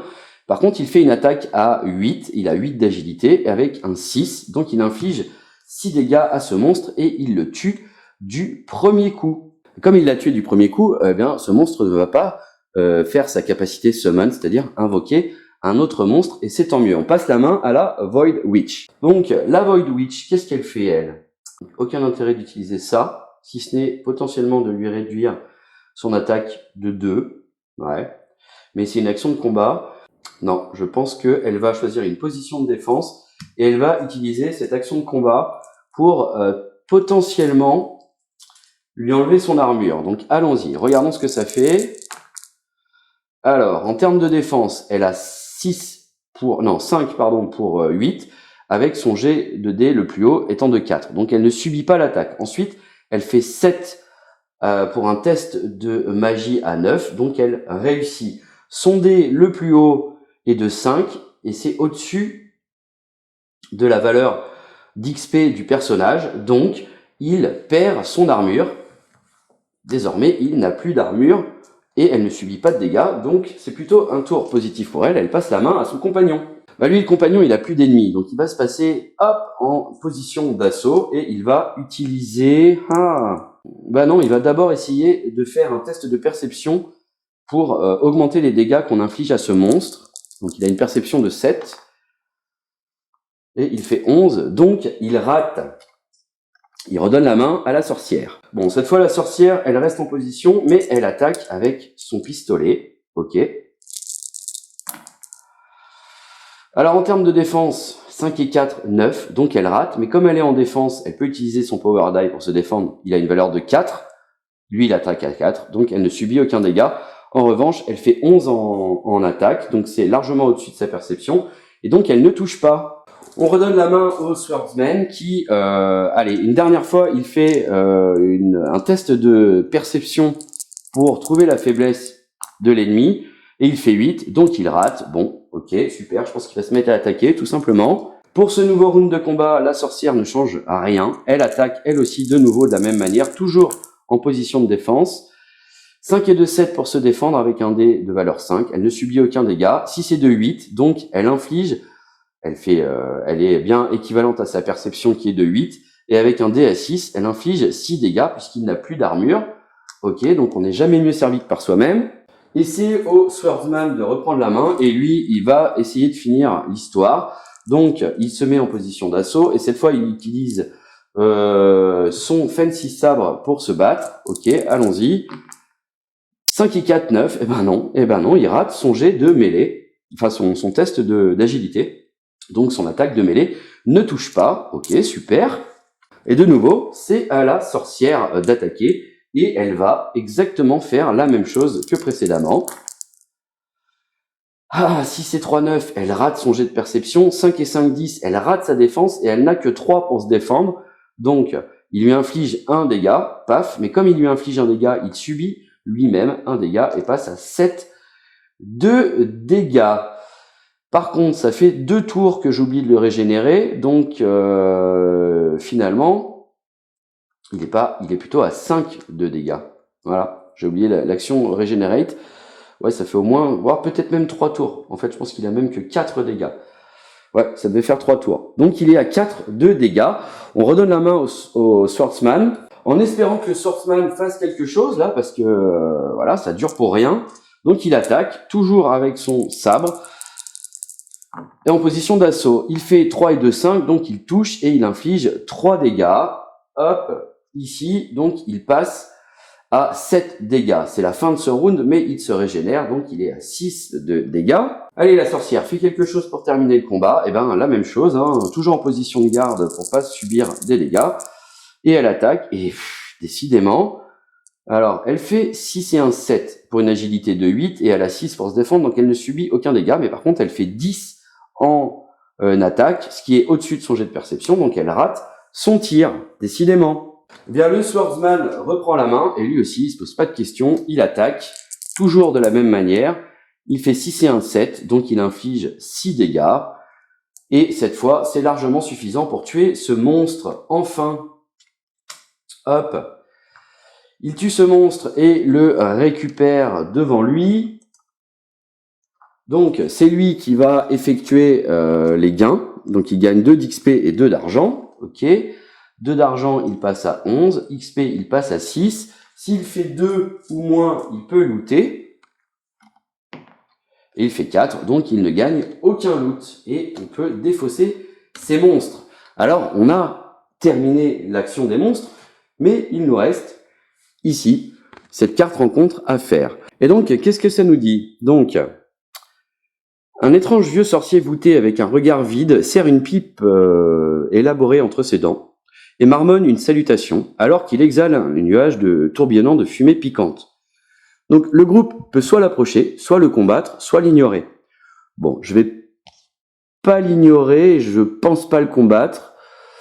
Donc, on va plutôt l'approcher. On va donc lancer un des 6. Allons-y. Il fait 5. Hop, 5, qu'est-ce que ça nous dit? Il nous offre une sélection de ces herbes les plus fines. Donc, chaque aventurier dans le groupe avec 6 de magie ou plus peut, dans l'ordre de la magie, prendre dans le loot de deck et discard une herbe et prendre cette carte. Ok, ben on va faire ça.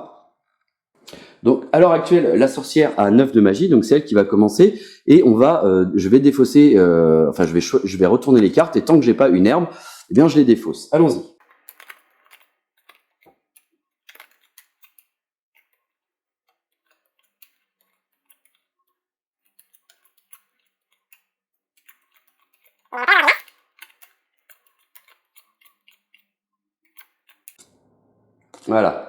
Voilà la première herbe qu'elle gagne. Alors, qu'est-ce qu'elle nous dit cette herbe? Eh bien que lorsqu'on fait une action de reste, on peut défausser cette carte, faire un test de magie. Si on le rate, on devient blind et fatigué. Si on le passe, on est blind et exalté. Bon, ok. Elle va prendre ça. De l'autre côté, le swordsman, lui aussi, il a 6 de magie, donc il peut piocher en essayant de trouver une herbe. Et voilà, ça va beaucoup plus vite pour lui. En voici une. Et qu'est-ce qu'elle nous dit, cette herbe? Eh bien, que là aussi, lorsqu'on fait une action de reste, on peut défausser cette carte, faire un test de magie. Si on le passe, on gagne un nombre de points d'expérience égal à notre plus bas dé et on devient exalté, sinon on est fatigué. Alors lui aussi va garder cette herbe par devers lui. Ok. Et donc cette fois, on a bel et bien terminé la rencontre à cet endroit. Ok, on va pouvoir commencer un nouveau tour. Voilà, donc on peut reprendre un nouveau tour. Alors on sait qu'on va vouloir explorer ici, donc obligatoirement on doit se mettre ici en position bold avec mes 2 personnages pour pouvoir explorer. Hop, donc je vous rappelle, hein, on peut pas dans un même groupe, on peut pas avoir un personnage qui est en position prudente et un en position bold. Donc pour explorer, il faut être en position bold. Donc les 2 sont en position bold. Et pour cette map action phase, ici, première partie du tour, eh bien on va faire une action de repos.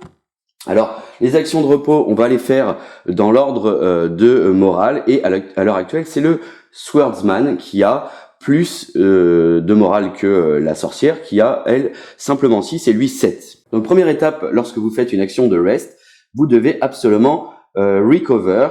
Donc, vous lancez 2 dés pour faire un test de morale. Il fait 10, donc il rate son test de morale. Donc, il ne récupère que la moitié de ses points de morale, donc 4 en dégâts. Bon, il avait qu'un seul dégât, donc il revient malgré tout à 0.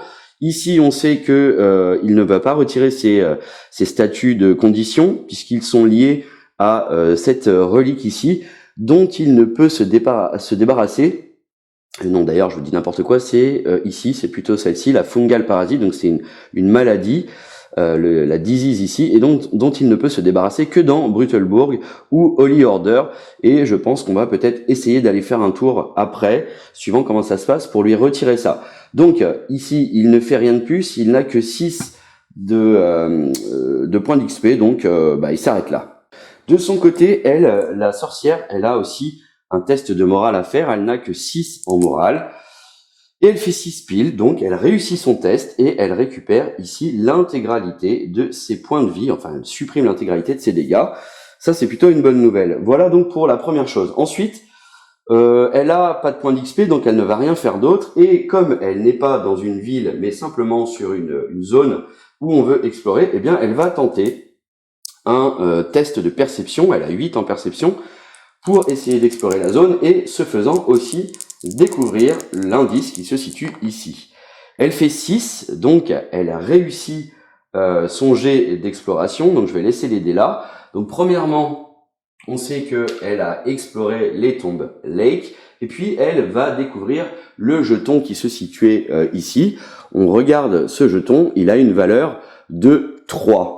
Dans les règles de cette mission, on nous dit que quand on effectue un test d'exploration et qu'on y arrive, eh bien, on va comparer la valeur de son dé le plus haut, donc elle a 5, à la valeur du jeton. Si notre dé le plus haut est égal ou supérieur à la valeur de l'indice, eh bien, on prend le Scrog Spiker dans le deck de mission et on résout cette rencontre. D'ailleurs, on on la résout durant la phase d'encounter. Donc d'abord, on va tirer une carte de danger, comme d'habitude, sauf qu'on ne tirera pas une rencontre aléatoire à ce tour, même s'il y a le symbole sur la carte. Et ensuite, dans tous les cas, on retirera le jeton, qu'on ait trouvé le Scrog Spiker ou non. Donc, elle a réussi son exploration, elle a 5 et le jeton fait 3. Donc, effectivement, on va devoir aller chercher dans le deck de mission que j'ai mis à part la rencontre, le Scrog Spiker. Donc, c'est ce qu'on cherchait à faire. Donc, parfait, on n'aura pas attendu longtemps cette fois-ci pour le trouver. On va la résoudre dans la phase de rencontre. Très bien. On a fini notre map action phase. Donc, comme d'habitude, après la map action phase, on sait qu'on doit passer à la danger phase. Donc, on va piocher une carte danger et on résoudra ici ensuite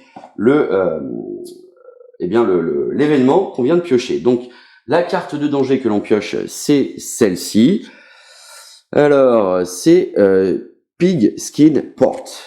Pigskin Port se situe ici dans la zone géographique jaune, les Highlands, et on sait que c'est une ville puisqu'elle a un niveau de ville de 3, donc malheureusement, elle doit diminuer son niveau de ville à 2. Voilà pour la première étape. Et ensuite, eh bien, comme d'habitude, on va regarder ici, on va comparer cette valeur à la zone sur laquelle nos aventuriers se situent. Et ici, nos aventuriers se situent à Duskfall, qui a le même niveau de danger que la Tomb Lake, c'est-à-dire un niveau de danger de 4. Donc, comme notre carte a un niveau de danger de 1, eh bien, on va devoir nécessairement appliquer ce qui est en dessous. Donc, on sait que l'on va pas tirer de carte rencontre ici, puisque c'est la règle de cette mission. On va résoudre ici cette rencontre avec le Scrog Spiker même. Donc c'est une rencontre humaine, chasseur, sauvage. Ok, on va la lire. Donc on va simplement tirer un monstre à ce moment-là et on va résoudre lui. Alors on le fait après a priori puisqu'il n'y a pas resolve immediately. Donc on va d'abord rentrer en phase de rencontre en piochant un monstre ici, même si on est 2 joueurs. Donc nous tirons le monstre, le seul et unique monstre de ce combat du deck des Wetlands et on obtient la harpie, qui est une sorcière. Ok, alors elle va aller vers le personnage qui a le plus d'agilité. Elle attaque avec 4. Elle peut s'évader. Par contre, en extérieur, elle va nous empêcher, nous, de s'évader. Elle a 0 d'armure et 5 points de vie.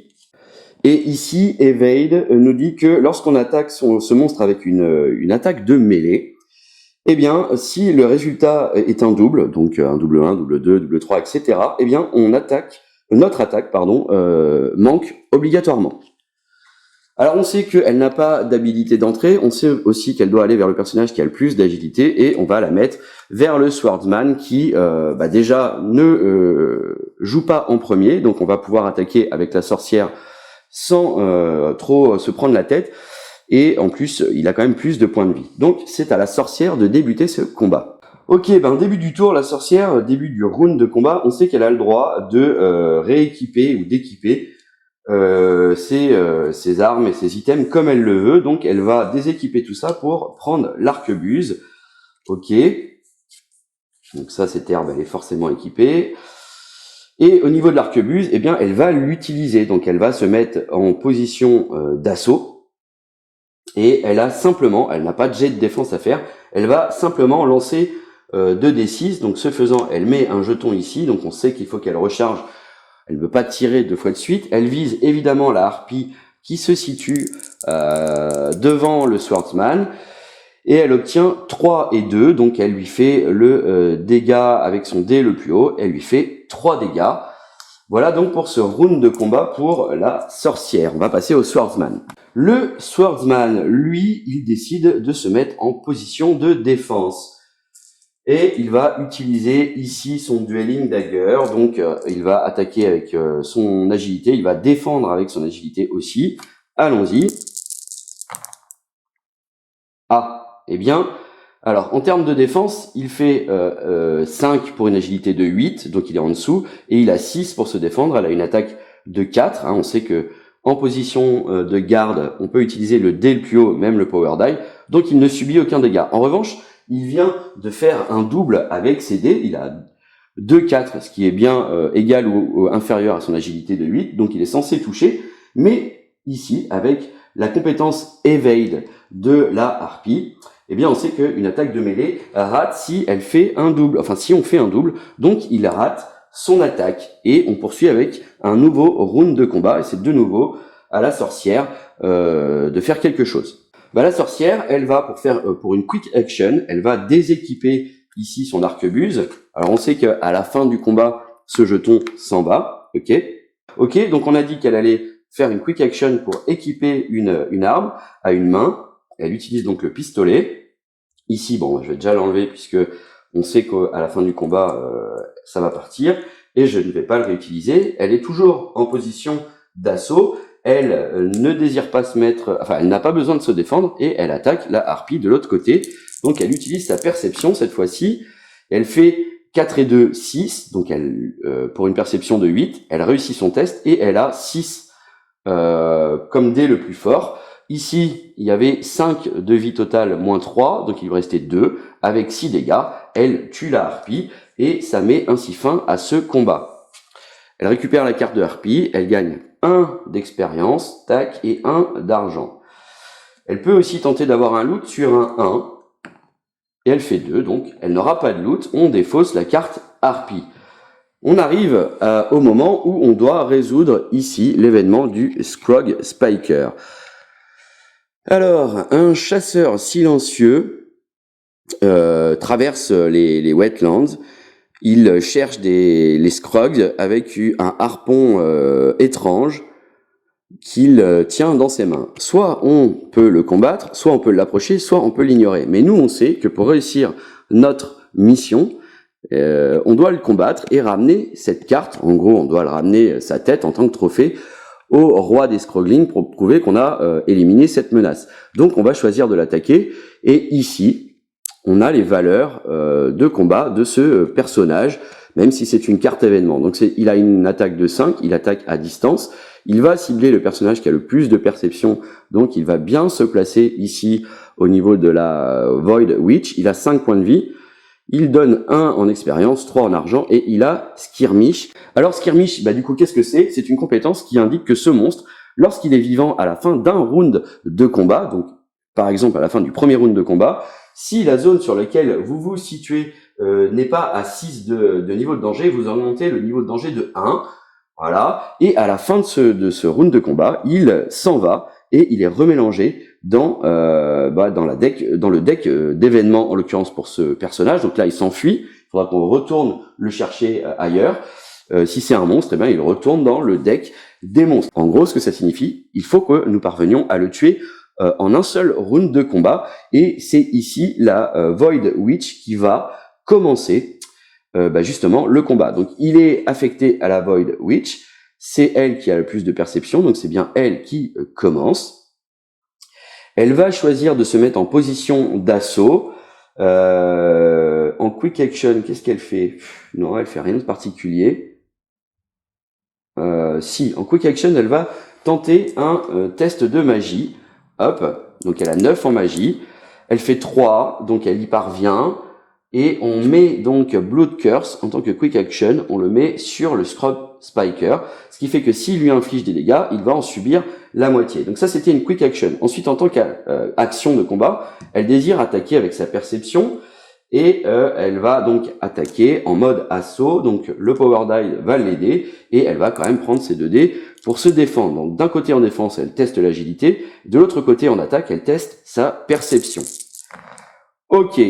Alors en défense, elle fait 7 pour une perception pour une agilité de 8, donc elle parvient à se défendre avec son dé le plus haut qui est 4. On a vu que lui, il attaquait avec une valeur de 5, donc elle va prendre 4 dégâts, ok.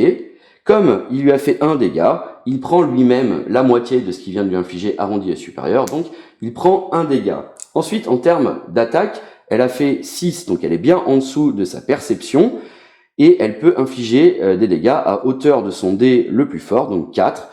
Donc elle lui inflige 4 dégâts, il avait 5 points de vie, 4 et 1, 5, eh bien il meurt immédiatement à l'issue de ce premier round de combat sans que le Swordsman ait dû agir. Donc elle récupère cette carte et elle prend la carte du Sword Spiker devant elle. Elle gagne un point d'expérience et ensuite elle gagne 3 d'argent. Ah non, c'est 1 des 3, pardon. 1, 2, 3, c'est 1 des 3 d'argent. Donc elle va gagner. Ici, elle fait 3. Donc elle gagne 2 d'argent. Ok. Eh ben, ça met fin au round de combat. Ah non, elle peut looter aussi, donc il a une valeur de 1. Est-ce qu'elle peut looter quelque chose? Bah oui, elle fait 1. Impeccable. Donc elle récupère quand même un loot pour avoir battu ce monstre. Le Witch Smeller Nose. Donc c'est un nez de sorcière pour sentir. Donc c'est un item qui se met sur la tête. Quand il y a un hérétique ou une witch sur votre dans votre espace, donc quand on est attaqué en gros par un hérétique ou une witch, eh bien on est immunisé à ambush. Avec son nez, on a senti venir la problématique. Sauf qu'il faut être puritain pour pouvoir porter cet élément de tête, et elle ne l'est pas. Donc elle le garde, effectivement, mais elle ne peut pas l'équiper, donc elle le garde en dessous elle. Et cette fois, on a bien mis un terme à cette rencontre, on a bien mis aussi un terme à la phase entière de combat, et donc on sait que dorénavant, on doit se déplacer et venir se reposer ici, au niveau du Scroggling King, pour terminer ce scénario. Donc c'est ce qu'on va faire, hein, c'est clairement ce qu'on va faire. Alors ici aussi, on a gagné un combat, donc on va diminuer, tac, le niveau de danger de Tom Blake d'un cran, donc il passe à 3, ok. Et comme je viens de le dire, on débute un nouveau tour, donc on est obligé de se mettre en position bold avec les deux personnages pour pouvoir voyager par le port, ici comment on appelle ça, l'ancre penchée, et on va voyager jusqu'à la Tower Island. Tac, ça c'est fait, le mouvement est fait. Donc maintenant que le voyage par un port du lac Lakeport est effectué, on passe à la phase de danger, on pioche la prochaine carte de danger. D'ailleurs, j'ai oublié quelque chose un peu plus avant, un peu plus tôt dans la partie, je devais remélanger les cartes ici de danger, puisque j'avais la petite carte qui nous dit de reshuffle, et je devais effectuer la weakness, donc la faiblesse. Je devais lancer un D6 au niveau pour la faiblesse du Swordsman. Donc on va le faire maintenant, tant pis. Ouais, je l'ai fait un petit peu en retard, je suis désolé pour cet oubli. Voilà, donc je remélange le deck. Ensuite, je vais lancer un D6 pour le Swordsman. Il obtient 1, ben voilà, ça m'apprendra à l'avoir loupé. Et qu'est-ce que ça nous dit sur la faiblesse du Swordsman? Ça veut dire qu'il perd une chance. Or, le Swordsman est déjà à 0 en chance, donc finalement, il ne perd rien qu'il ne possède déjà. Très bien, donc on a dit qu'on arrivait à la phase de danger. Hop, et pour cette phase de danger, on pioche la première carte du deck de danger. Et cette fois, c'est le camp de bandits, donc dans une zone jaune, qui va augmenter sa valeur de menace. Alors il est là, le bandit camp, donc il est à 4 de menace, de niveau de danger, hop, et on passe à 5. Et ensuite on poursuit, et on sait qu'on va vérifier, comparer cette valeur à la zone sur laquelle nos héros se situent, ici. Sauf que dans ce scénario, on sait que c'est considéré comme 0 ici, puisqu'on est au niveau du roi. Et donc, en fait, on ne va subir aucun de ces événements derrière. Donc, on laisse tomber et on termine ainsi cette phase. Maintenant, prochain tour, et rapidement, eh bien, on est obligé de se reposer ici pour pouvoir donner au roi le Scrog Spiker et le filet de pêche que nous avions gagné auparavant. Ok? Donc, eh bien, on va se mettre en position, peu importe. Allez, on va se mettre en position bold et on va faire une action de repos. Alors, action de repos, eh bien, le Swordsman est censé la débuter. Il n'a rien de particulier à effectuer. Par contre, il va ici il a rien à effectuer, c'est-à-dire qu'il a rien à récupérer en termes de points de vie. Donc, on va pas lancer de dés puisqu'il n'a pas de contre-indication. En revanche, il est bien en train de faire une action de repos dans un camp. Il va défausser cette carte et faire un test de magie. S'il le passe, il va gagner autant de points d'XP que son dé le plus bas et il va devenir exalté. Bon, il est déjà exalté, donc je suis pas persuadé qu'il puisse gagner un nouveau jeton d'exaltation. S'il le rate, par contre, il devient fatigué. Donc, on effectue son test de magie, donc il a 6 en magie, et il fait 8, donc il rate. Ok, bon, en ratant, on sait qu'il va défausser cette carte, et surtout, il devient fatigué. Donc on sait que la phase de recover et le fait d'enlever les icônes, enfin pas les icônes, les tokens de condition vient d'être passé. C'est toujours en phase de recover qui est la première phase dans la phase de repos. Donc il devient fatigué, il ne l'enlèvera pas à ce tour-là. Ça c'était pour sa première action. Qu'est-ce qu'il a autre Est-ce qu'il a autre chose à faire? Ben non, il a rien d'autre à faire. Donc il termine ainsi sa phase de repos. Donc cette fois, c'est la sorcière qui décide de se reposer. Elle doit de nouveau effectuer un test de morale. Elle fait 8, donc elle rate, et donc elle ne perd que la moitié de son moral, c'est-à-dire 3 en dégâts. Elle était à 4, donc elle revient à 1 point de vie. Enfin, il ne lui reste plus qu'un dégât sur elle, pardon. Ensuite, eh bien, elle n'a rien d'autre de particulier, si ce n'est qu'en phase de repos, on va donner le filet de chasseur et l'événement ici au roi pour mettre fin à cette mission, ok? Puisque c'est bien expliqué ici, on doit bien venir se reposer sur la case du roi pour compléter cette mission. Donc là, on vient de compléter cette mission. Quand vous complétez une mission, vous allez jusqu'à la phase de reward. Donc ici, en termes de récompense, chaque aventurier gagne 1 point de chance. Donc elle repasse à 4 de chance. Et de son côté, le swordsman va repasser à 1 point de chance. Wow. Ok, ensuite, les autres récompenses sont basées sur les tâches spécifiques que nous avons accomplies, comme c'est indiqué après. Et elle dit que si le groupe a gagné un item si le groupe gagne un item qu'il possède déjà, eh bien, il recevra à la place la moitié de sa valeur en argent. Donc nous, qu'est-ce qu'on a fait? Eh bien, si on regarde ici, on a capturé le Scrog Spiker. Donc, eh bien, l'aventurier dans le groupe avec la plus grande valeur combinée d'agilité et de perception peut prendre le Hunting Net, donc le garder, et le Rat Spike à partir du deck de loot. Ouais, on fait un jet de dés pour les départager en cas d'égalité sur la plus haute valeur combinée. Et chaque autre aventurier va gagner un D3 plus 1 gold points, c'est-à-dire de l'argent. Ok, donc en termes de valeur d'agilité combinée, elle a 8 plus 8 en perception, ça fait 16. De son côté, le swordsman, il a 8 en agilité et 7 en perception.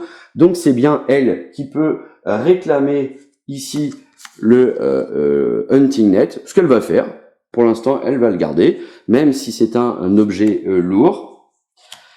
Elle le prend non équipé. Ensuite, le Scrog Spiker, je le défausse puisque je l'ai donné au roi.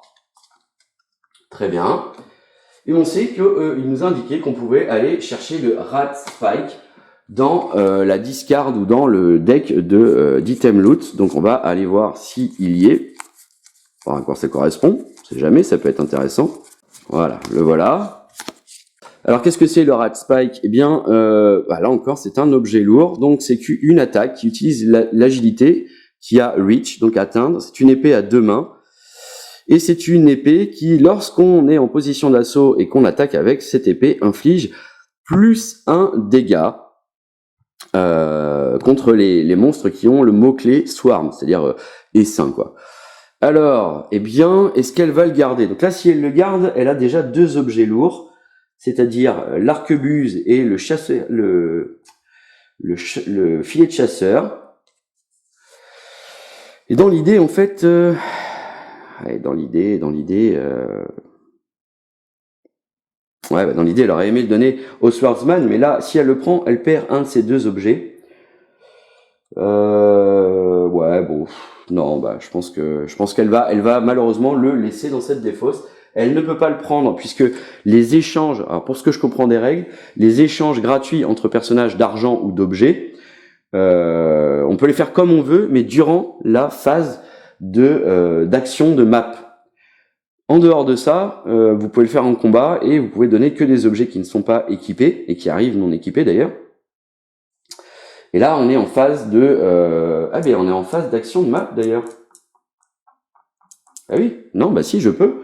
Je suis un peu stupide puisque je suis en phase de map action, puisque on est en phase de repos.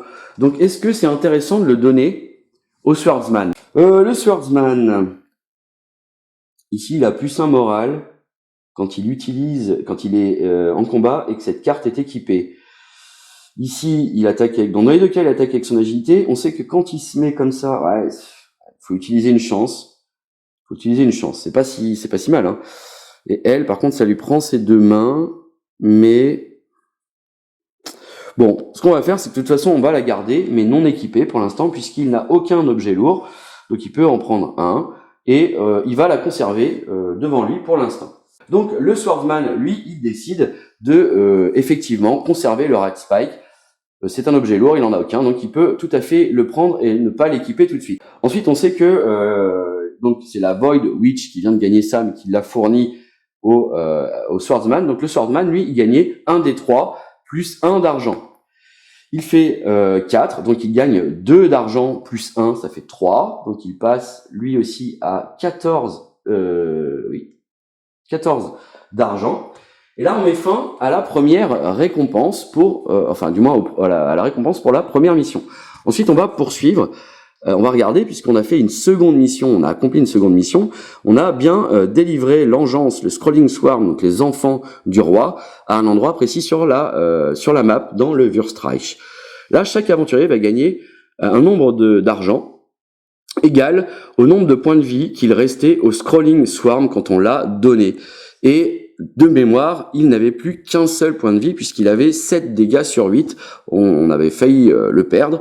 Donc ils vont gagner un seul et unique point d'argent. Lui, il passe à 15. Et la Void Witch passe à 19. Ok. Très bien, très bien. Et si le Scrolling Sword n'avait aucune blessure, en fait, eh bien, on aurait gagné le Spy Shield. Mais il en avait pris des blessures. Donc on ne gagne pas ce bouclier en loot. Et cette fois, on a bien terminé la phase de récompense.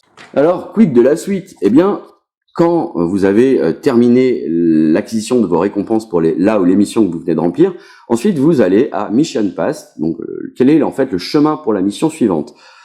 Eh bien, si on a simplement complété une tâche de la table de dés purple, donc violet, le roi va nous envoyer ensuite pour essayer de voir ce qu'il se passe, donc prendre des informations sur une alliance qui est en train de se former parmi ses rivales, et on va aller à la mission Blow Them to Bites.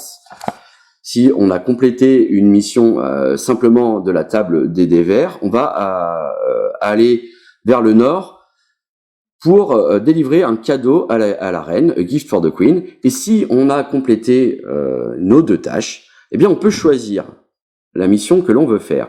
Et lorsqu'il nous dit qu'il veut nous envoyer vers le nord, eh bien le nord, pour moi, on va aller dans la partie bleue ici. Et ça m'arrange parce que si j'arrive à passer par le Holy Order ou à Brutelbourg, qui sont 2 villes, eh bien je pourrais enlever la maladie du Swordsman. Donc je vais effectivement choisir la mission A Gift for the Queen. Ok, on va voir ici le titre et eh bien on va pouvoir se préparer à effectuer cette mission. Et ça sera pour un prochain épisode. Je vous remercie d'avoir regardé, j'espère que ça vous a plu, et je vous dis à bientôt pour la seconde partie, la seconde mission de Dungeon Degenerates.